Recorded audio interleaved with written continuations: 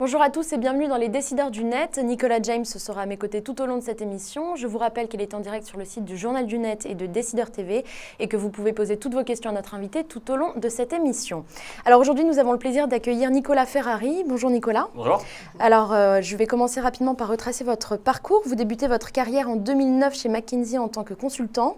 Puis après un court passage par Groupon en 2011, vous rejoignez Airbnb à l'ouverture de son bureau français en 2012 en tant que directeur des opérations en charge notamment du business development et des partenariats. Et depuis mai 2013, vous êtes directeur France d'Airbnb. Rapidement, l'historique d'Airbnb, ça donne quoi ? Oui, donc Airbnb, ça a été créé en 2008 à San Francisco, aux États-Unis. Ça s'est développé assez rapidement. Donc le service qu'on propose, c'est on met en relation des hébergeurs qui louent soit une chambre chez eux, soit un logement entier, donc un appartement ou une maison, avec des voyageurs qui sont à la recherche de ce type d'hébergement. Et donc ça a été créé en 2008 en fait sur une idée assez originale de nos fondateurs à l'occasion d'une conférence de design où tous les hôtels de la ville étaient pleins à San Francisco. Et ils se sont dit, mais en fait, on a de la place chez nous, on pourrait accueillir des gens chez nous. Et donc, la petite anecdote, c'est qu'ils ont mis des matelas gonflables dans leur salon, matelas gonflables qui se dit Airbed en anglais. Ils fournissaient également le petit déjeuner, donc ils ont appelé ça Airbed and Breakfast, qui est devenu après Airbnb. Et donc, depuis 2008, ça s'est pas mal développé partout dans le monde, en commençant par les États-Unis, l'Europe, et puis maintenant l'Amérique du Sud et l'Asie également. La location de logements entre particuliers a toujours existé. Qu'est-ce que vous pensez que Airbnb a vraiment changé dans la pratique et pourquoi est-ce que ça a un tel succès en fait ? Effectivement, vous pouvez, avant qu'Airbnb existe, louer une maison dans les Alpes, un appartement au bord de la mer, etc. Il y a plusieurs choses qui ont changé. La première, je dirais, la principale, c'est qu'Airbnb a ouvert ce marché sur la résidence principale. C'est-à-dire que maintenant, vous pouvez louer non seulement une résidence secondaire au bord de la mer, mais vous pouvez aussi louer la résidence principale d'un Londonien, d'un Berlinois pendant son absence. Donc lui, par exemple, il va partir pendant un week-end ou pendant une semaine en vacances, son appartement va être libre. Et au lieu de le laisser libre et inoccupé pendant une semaine, vous, en tant que touriste qui visitez Londres ou Berlin à ce moment-là, vous pouvez occuper cet appartement-là. Donc ça, c'est le changement principal, j'ai envie de dire, c'est vraiment l'extension sur la résidence principale. Et donc ce côté collaboratif où finalement vous mettez à disposition des voyageurs du monde entier votre résidence principale. Vous avez un profil type, si je puis dire, des loueurs comme des propriétaires ? Alors ça, c'est extrêmement intéressant parce qu'on n'a pas un profil type extrêmement marqué en fait. Quand on regarde aussi bien sur les tranches d'âge, sur les catégories socio-professionnelles ou autres, on voit que finalement Airbnb est utilisé par des utilisateurs qui ont des profils très différents. Donc ça va si je prends l'ensemble du spectre, ça va des étudiants qui vont chercher une chambre chez l'habitant pour quelques dizaines d'euros jusqu'à des familles qui ont plus de moyens et qui vont louer une maison entière ou un appartement relativement grand dans une ville pendant une semaine ou deux. Et donc vraiment, on a des profils extrêmement différents en termes de CSP, en termes d'âge, en termes de nombre de voyageurs qui réservent. Donc ça va des gens qui vont voyager seuls pour par exemple un voyage d'affaires jusqu'à des familles ou des groupes d'amis relativement nombreux. Donc il n'y a pas un profil type extrêmement marqué. On a plus d'un tiers de nos utilisateurs qui ont plus de 40 ans par exemple. Donc on n'est pas sur du 20-30 ans uniquement, quoi. Airbnb en chiffres, ça donne quoi Alors je ne sais pas si vous pouvez communiquer sur le chiffre d'affaires, mais ne serait-ce que combien d'annonces, combien de voyageurs, combien de bureaux à l'international ? Donc effectivement, Airbnb a beaucoup cru depuis 2008. Aujourd'hui, quelques chiffres, on a 800 000 annonces dans le monde. On a 20 millions de voyageurs qui ont utilisé Airbnb depuis 2008. Et la France est un pays important. C'est le deuxième pays pour Airbnb. On a 2 millions de voyageurs français qui ont utilisé Airbnb. Et on a une présence dans la plupart des régions du monde. On a plus d'une quinzaine de bureaux sur le continent américain, en Europe et sur le continent asiatique. Ceux à venir dans les bureaux, vous en avez en cours d'ouverture ? Alors, malheureusement, on ne les annonce pas avant de les ouvrir, mais on est en train de se développer dans pas mal de régions encore aujourd'hui. Oui. Il y a des régions au sein desquelles vous êtes un peu moins développé que vos marchés matures tels que les États-Unis et l'Europe par exemple. Historiquement, c'est vrai que le premier marché à s'être vraiment développé, c'était les États-Unis. Le service s'est créé aux États-Unis. Et ensuite, ce qu'on voit, c'est que l'Europe s'est développée de façon assez naturelle au début. C'est-à-dire que par exemple, les Français allaient aux États-Unis sur Airbnb, trouvaient Airbnb presque par hasard finalement. Et puis en revenant chez eux, se disaient, mais je viens de passer 15 jours aux États-Unis, j'aurais pu moi aussi mettre mon logement à louer pendant cette période-là. Ça m'aurait payé une partie non négligeable de mon séjour aux États-Unis. Et donc petit à petit, c'est comme ça que notre communauté s'est développée en Europe. Donc au début les États-Unis, ensuite l'Europe, et maintenant on voit que de plus en plus le service se développe aussi en Asie et en Amérique du Sud, où on a eu notamment un gros boom avec la Coupe du Monde au Brésil en juin dernier. Le gouvernement brésilien a lui-même annoncé qu'on avait eu 20%, que 20% des voyageurs qui étaient venus au Brésil pendant la Coupe du Monde avaient séjourné dans un logement Airbnb. Donc c'est non négligeable à l'échelle de la Coupe du Monde au Brésil. Alors vous l'avez dit, la France est numéro 2. Comment est-ce que vous l'expliquez? Alors la France est effectivement le deuxième pays, et aussi bien finalement en termes de visiteurs qui viennent en France que d'utilisateurs français qui utilisent le service pour voyager à l'étranger ou en France. Je pense que alors déjà, en termes de destination, la France c'est quand même un gros pays touristique, donc évidemment ça aide. Ensuite, il y a un vrai attrait des Français pour ce mode de consommation en général et de tourisme en particulier. Il y a une étude récemment qui a montré que 50% des Français avaient déjà utilisé au moins une fois dans leur vie un service de consommation collaborative. Ça peut être du prêt, ça peut être de l'échange, ça peut être de la location entre particuliers. Et donc on voit qu'il y a un vrai attrait des Français pour ce type de solution. Et l'autre point qui est intéressant finalement et que moi je trouve vraiment important, c'est que on voit les Français de plus en plus louent leur logement sur Airbnb pendant leur absence. Assez souvent, pour être franc, la première motivation, c'est clairement la motivation économique. C'est vous allez gagner un peu d'argent pendant quelques jours, etc. Et après, au fur et à mesure, vous avez d'autres motivations qui arrivent et qui sont de plus en plus importantes. Et une des motivations qui revient extrêmement souvent, les gens nous disent « Moi, j'en ai un peu marre de voir dans tous les sondages que les touristes ne sont pas satisfaits de l'accueil en France. Et j'ai envie de changer cette image de la France. » Et donc, nous, on voit dans notre communauté une véritable volonté de nos utilisateurs de donner une autre image de la France, une autre image de l'hospitalité française. Et donc, du coup, ça rentre aussi dans leur motivation de changer finalement cette image que l'on donne. C'est un devoir citoyen, en fait. Il y a un côté un peu citoyen, ouais, exactement. Alors, au-delà de ces devoirs citoyens, il y a quand même une petite communauté d'utilisateurs d'Airbnb qui est souvent un peu pointée du doigt. Ouais. Il y avait un rapport du procureur général de New York qui montrait qu'un tiers des appartements loués à New York en fait, appartenaient à une minorité de propriétaires. On parle de plus en plus un peu d'hôtellerie illégale. Est-ce que vous pensez que c'est un fléau que Airbnb... Enfin, un fléau. Est-ce que, en tout cas, c'est un fait que Airbnb doit combattre, ou vous pensez que à qui incombe en fait la responsabilité là-dessus? Alors je pense que la première chose sur ces questions-là, c'est que on est présent dans plus de 190 pays dans le monde, dans plus de 30 000 villes, et qu'en fait les situations sont extrêmement différentes selon les villes, les régions du monde, etc. Donc il n'y a pas une réponse unique à votre question. D'ailleurs, on voit que les lois qui sont votées n'ont souvent rien à voir selon les différentes villes. Exactement, parce que les challenges peuvent être différents entre les villes. Dans certaines villes, vous avez des problèmes de logement, dans d'autres villes, vous n'en avez pas. Enfin voilà, il y a des situations qui sont différentes. Ça, c'est le premier élément. Néanmoins, évidemment, Airbnb apporte un service qui est nouveau, des types de pratiques qui sont nouvelles, et donc forcément, les lois existantes n'ont pas été faites pour ce type de pratiques.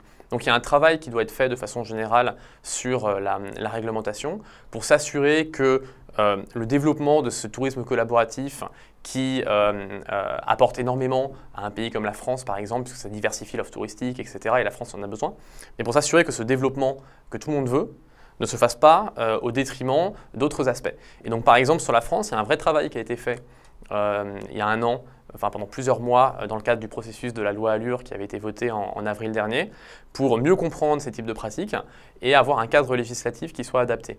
Et donc, ce qu'a dit la loi Allure, c'est que quand vous louez votre résidence principale, quel que soit l'endroit où vous le faites en France, il n'y a strictement aucun souci, puisque ça n'a aucun impact sur le logement. Vous louez l'appartement duquel vous êtes absent pendant quelques jours.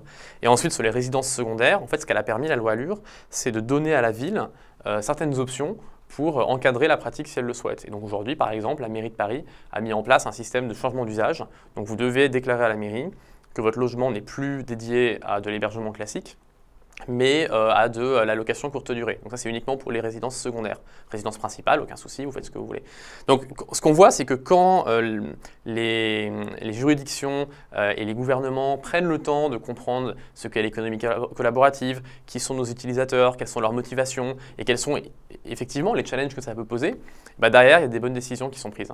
Donc voilà, de façon générale, l'idée, c'est vraiment de comprendre comment on peut adapter des lois existantes dans les différents pays du monde pour s'assurer qu'on permet à ce tourisme de se développer sans que ça pose d'autres problèmes. La loi qui a été votée à San Francisco récemment, qui structure vraiment la chose, a souvent été perçue dans les médias comme une défaite d'Airbnb. En fait, non, pas du tout. Pour vous, c'est justement une opportunité de grandir, d'être mature dans un cadre vraiment très structuré. Moi, je ne suis pas sûr que dans les médias, ça a été vu comme une défaite d'Airbnb. Au contraire, ça a plutôt été ce qui était mis en avant et qui est vrai, hein, c'est qu'il y a un cadre législatif. La loi s'est posé la question de ces nouvelles pratiques et a créé un système réglementaire qui encadre ça et qui du coup aussi le reconnaît. Ça a quel impact ça pour vous concrètement?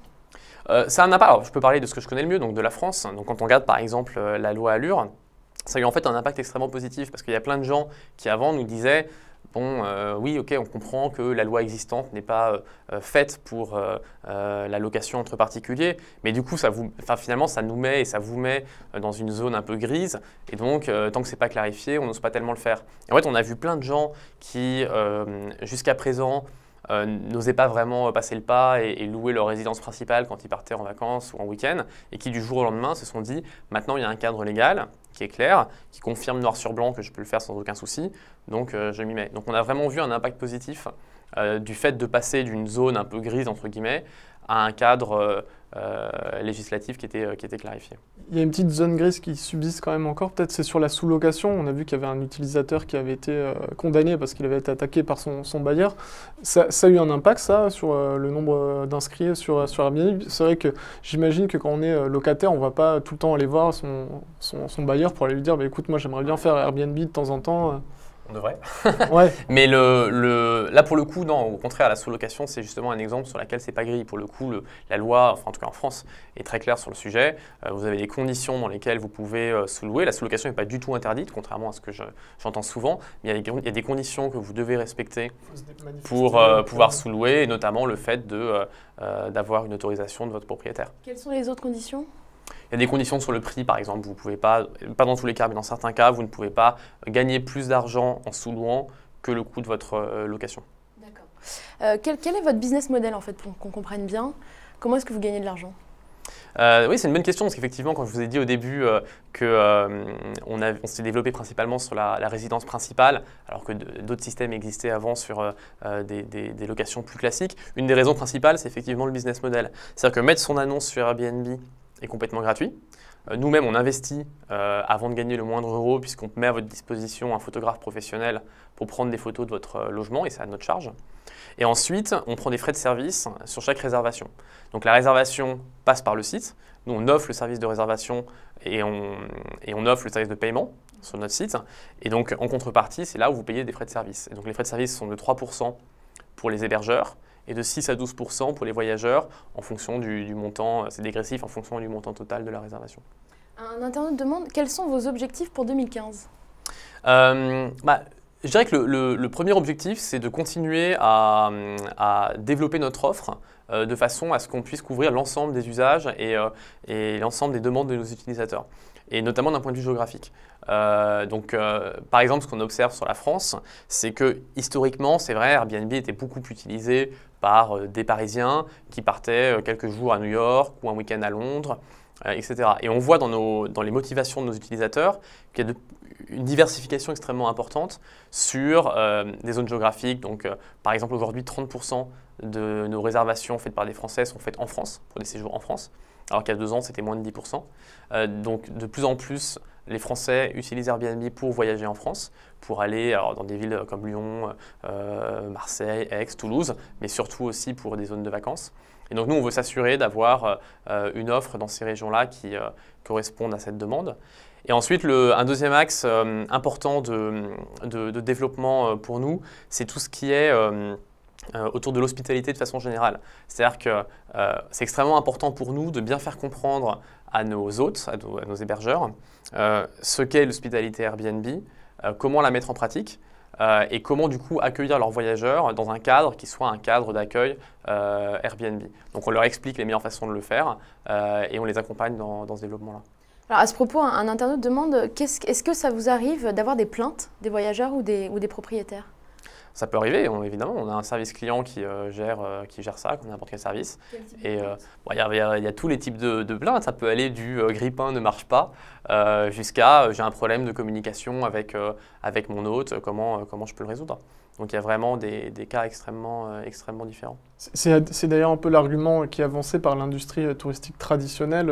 Quand on parle d'Airbnb, ils disent voilà, l'économie collaborative c'est très bien, mais vous n'aurez jamais la dimension servicielle que vous avez quand vous allez chez un hôtel. Est-ce que c'est une dimension que vous avez envie de travailler un peu à l'image, vous disiez, de ce concept d'hospitalité? Est-ce que vous pourriez imaginer mettre en place des services proposés directement par Airbnb pour accompagner le voyageur sur place? Pour être tout à fait transparent avec vous, je suis toujours un peu surpris par cette remarque, puisqu'en fait, au contraire, nous, on apporte une dimension de service extrêmement importante par rapport à ce qui existait avant. C'est-à-dire qu'avant, concrètement, vous aviez des sites d'annonces, voire des annonces dans la presse papier, avec un numéro de téléphone, vous appeliez quelqu'un, vous envoyez un chèque pour payer par la poste, il vous renvoie les clés par la poste et vous arrivez sur place et vous avez la moindre question, le moindre problème, etc. Enfin, c'est complètement géré de la main à la main. Aujourd'hui, nous, on a un système qui apporte beaucoup plus de sécurité. Un exemple, les paiements passent par chez nous. Donc, c'est-à-dire que l'hébergeur n'est payé que 24 heures après votre arrivée dans le logement. Donc si vous avez la moindre raison de ne pas vouloir que l'hébergeur soit payé, vous appelez notre service client et il traite la question. Et puis nous, voilà, on a un service client qui s'occupe 24 heures sur 24, 7 jours sur 7 de toutes vos questions. Et ça, on peut le faire parce qu'en fait, si je venais dormir chez vous, Airbnb sait que j'ai réservé chez vous. Et donc il y a une transaction qui est établie. Alors que sur un système d'annonce, si vous appelez un journal en leur disant voilà, j'ai réservé via votre journal et j'ai tel ou tel problème, j'ai envie de dire quelque part, il n'y a même pas de preuve finalement que la réservation s'est faite. En fait, moi je faisais référence plutôt à l'hôtellerie en fait, dont vous cannibalisez fatalement le business. C'est d'ailleurs un peu ce qui se passe aussi entre les taxis et les VTC, où chacun défend forcément sa part du beefsteak et l'hôtellerie dit voilà, Airbnb, certes c'est bien, mais il n'y a pas le service qu'on a sur les hôtels. Vous pensez que c'est une critique Là, pour le coup, j'aurais tendance à leur répondre qu'ils ont raison. Enfin, je veux dire, c'est deux produits différents, deux services différents. Si la chose la plus importante pour vous, c'est le room service, bien sûr, vous allez à l'hôtel. Et on répond à des demandes qui sont différentes. C'est-à-dire, on voit sur une ville comme Paris, qui est notre plus gros marché en France, que depuis 2008 et l'essor d'Airbnb à une vitesse assez importante sur Paris, les taux d'occupation des hôtels à Paris ont continué à monter et les prix moyens ont continué à monter. Donc en fait, ce qui se passe, c'est que la taille du gâteau finalement augmente et il n'y a pas de concurrence directe ou de prise de part de marché. On répond à des motivations différentes. Si vous voulez recréer un environnement familial, par exemple, vous avez un couple et 3 enfants, et vous allez prendre un appartement pendant une semaine pour recréer cet environnement familial. Si vous souhaitez, à l'inverse, vous êtes en voyage business, vous arrivez à 23 h et vous repartez le lendemain à 6 h du matin et il vous faut un room service, c'est sûr que vous allez toujours préférer l'hôtel. Ouais. J'ai vu d'ailleurs qu'un groupe hôtelier espagnol avait lancé lui-même une plateforme de mise en relation entre particuliers en y adjoignant quelques services qui venaient de ces différents hôtels. C'est quelque chose qui vous inquiète ou justement vous félicitez, c'est une bonne nouvelle, ça veut dire que les acteurs vont vers cette pratique-là? Ouais, moi je trouve ça intéressant de voir que les acteurs traditionnels réfléchissent, se posent les bonnes questions, etc. J'ai vu que Sébastien Bazin avait également récemment dit que dans le cadre de la stratégie d'accord, ils allaient se pencher un petit peu plus sur ces questions-là. Donc c'est intéressant de voir que les acteurs traditionnels se posent sur ces questions et puis voient que les motivations évoluent. Fondamentalement, la chose la plus importante, et je pense qu'ils se rendent compte, c'est que globalement, si on prend un petit peu de recul et je caricature, depuis 50 ans, les gens voyagent de plus en plus, le tourisme a été multiplié, les volumes du tourisme ont été multipliés par plusieurs dizaines. Les modes de réservation ont évolué. Avant, vous réserviez complètement hors ligne, maintenant vous réservez en ligne ou via mobile. Mais l'offre, fondamentalement, n'a pas non plus énormément évolué. Il y a 50 ans, vous preniez déjà l'avion, vous séjourniez dans les mêmes types d'hébergements qu'aujourd'hui, vous alliez dans les mêmes musées, dans les mêmes restaurants. Il n'y a pas une évolution fondamentale. Et pourtant, les motivations de voyage ont énormément changé.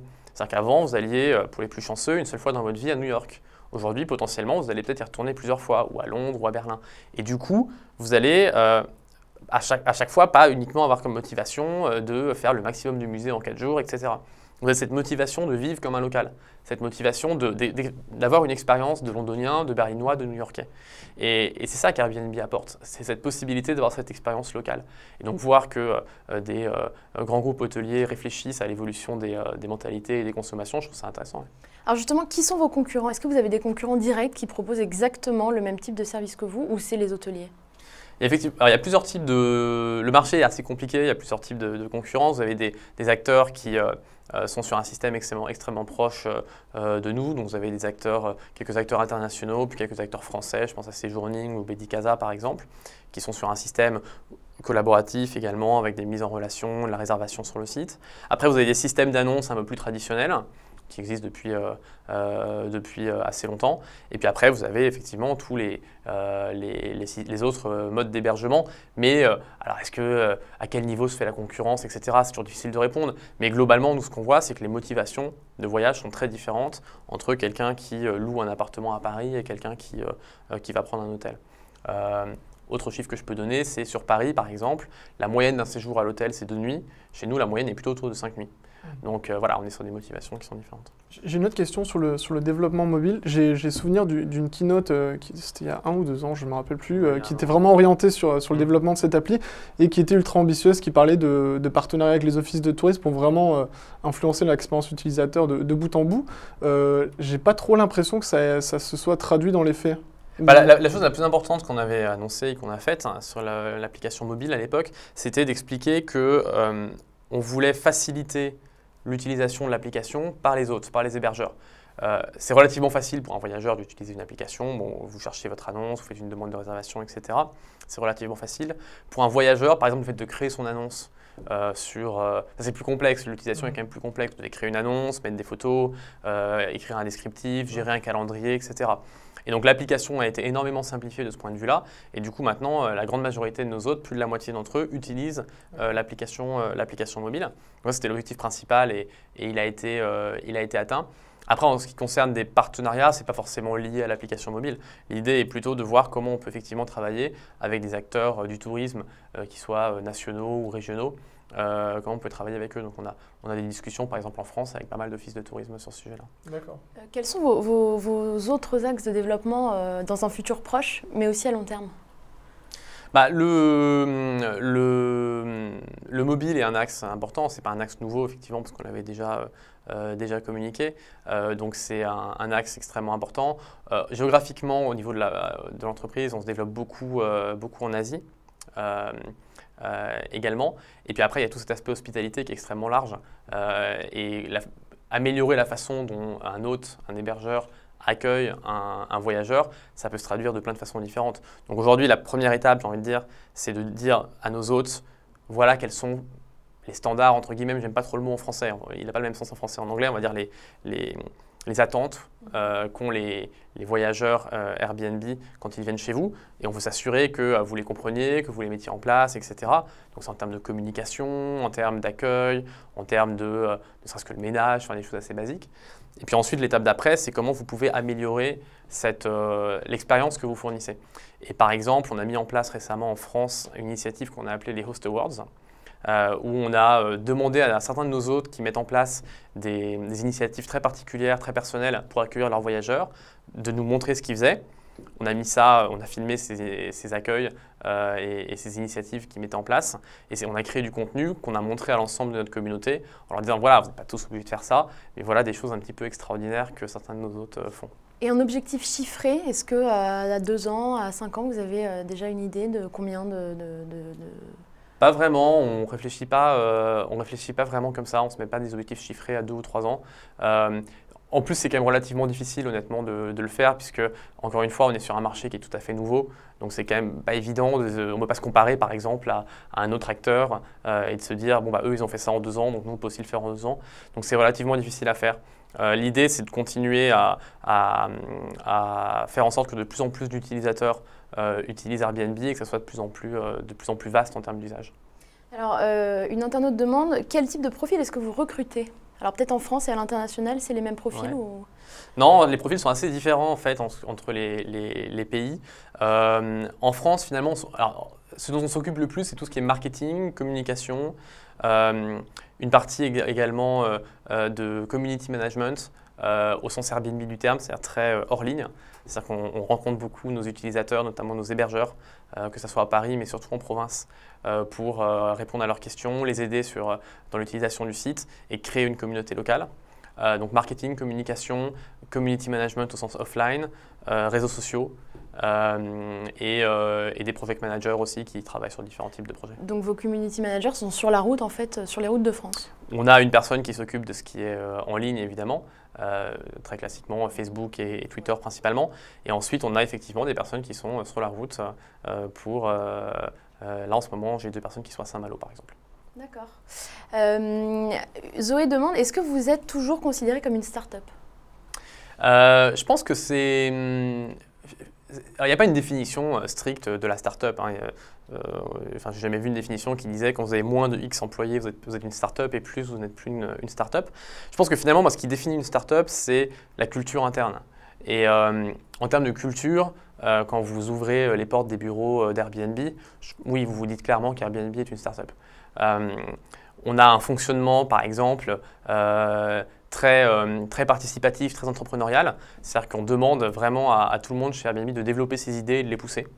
Donc par exemple, je parlais tout à l'heure des Host Awards. Les Host Awards, ce n'est pas quelque chose qui est venu du PDG d'Airbnb et des fondateurs en disant il faut absolument qu'on fasse ça. C'est quelque chose qui est venu d'une personne au bureau à Paris qui a mis en place ce projet, l'a créé et l'a monté de toutes pièces. Donc on essaie vraiment d'avoir ce fonctionnement très entrepreneurial qui, je pense, est très caractéristique d'une startup. Alors peut-être une dernière question pour les internautes qui semblent intéressés. Est-ce que vous recrutez actuellement au bureau parisien? Alors là, en ce moment, j'en ai un poste ouvert au bureau parisien sur un poste de marketing. Ouais. D'accord, très bien. Voilà. Eh bien, merci beaucoup Nicolas Ferrari d'avoir participé à notre émission. Je vous en prie, merci à vous. On se retrouve la semaine prochaine, même jour, même heure. À la semaine prochaine.